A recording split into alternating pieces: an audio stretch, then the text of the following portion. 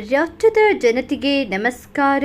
ಇಂದು ರಾಜ್ಯ ಸರ್ಕಾರ ಮತ್ತು ಬೆಳೆ ವಿಮೆ ಕಂಪನಿಯವರು ರಾಜ್ಯದ ಎಲ್ಲ ರೈತ ಬಾಂಧವರಿಗೆ ಒಂದು ಭರ್ಜರಿ ಸಿಹಿ ಸುದ್ದಿಯನ್ನ ನೀಡಿದೆ. ಹೌದು, ಎರಡನೇ ಹಂತದಲ್ಲಿ ಪ್ರತಿ ಎಕರೆಗೂ 18,000 ರೂಪಾಯಿ ಬೆಳೆ ವಿಮೆ ಜಮೆ ಮಾಡಲಾಗಿದೆ ಎಂದು ಇಂದು ರಾಜ್ಯ ಸರ್ಕಾರ ಘೋಷಣೆ ಮಾಡಿದೆ.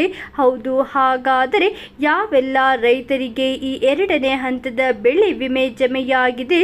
ಮನೆಯಲ್ಲಿಯೇ ಕುಳಿತು ರೈತರು ತಮ್ಮ ಮೊಬೈಲ್ನಲ್ಲಿ ತಮಗೆ ಬೆಳೆ ವಿಮೆ ಜಮೆಯಾಗಿದೆಯೋ ಅಥವಾ ಇಲ್ಲವೋ ಎಂಬುದನ್ನು ಹೇಗೆ ಚೆಕ್ ಮಾಡಬೇಕು ಎಂಬುದರ ಸಂಪೂರ್ಣ ವಿವರವನ್ನು ಈ ಒಂದು ವಿಡಿಯೋದಲ್ಲಿ ತಿಳಿಯೋಣ. ಅದಕ್ಕೂ ಮುಂಚೆ ಈ ಒಂದು ವಿಡಿಯೋವನ್ನು ಲೈಕ್, ಶೇರ್, ಸಬ್ಸ್ಕ್ರೈಬ್ ಮಾಡುವುದನ್ನು ಮರೆಯಬೇಡಿ.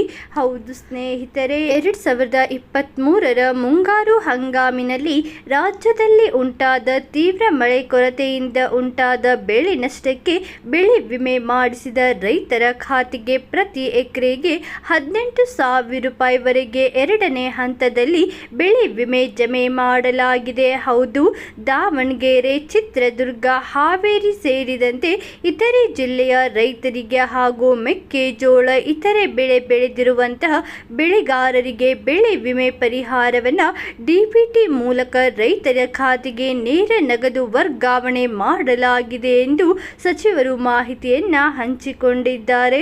ಹೌದು ಸ್ನೇಹಿತರೆ, ನೀವು ಕೂಡ ಬೆಳೆ ವಿಮೆಗೆ ಅರ್ಜಿಯನ್ನ ಸಲ್ಲಿಸಿದ್ದರೆ ಕೂಡಲೇ ನೀವು ಡಿಸ್ಕ್ರಿಪ್ಷನ್ನಲ್ಲಿರುವ ವೆಬ್ಸೈಟ್ಗೆ ಹೋಗಿ ಅಲ್ಲಿ ಕೇಳಲಾದ ಎಲ್ಲ ಮಾಹಿತಿಯನ್ನ ಭರ್ತಿ ಮಾಡುವ ಮೂಲಕ ನೀವು ನಿಮ್ಮ ಮೊಬೈಲ್ನಲ್ಲಿಯೇ ನಿಮ್ಮ ಖಾತೆಗೆ ಹಣ ಜಮೆಯಾಗಿರುವುದರ ಬಗ್ಗೆ ಫಲಾನುಭವಿ ಲಿಸ್ಟ್ನಲ್ಲಿ ನೀವು ಚೆಕ್ ಮಾಡಬಹುದು.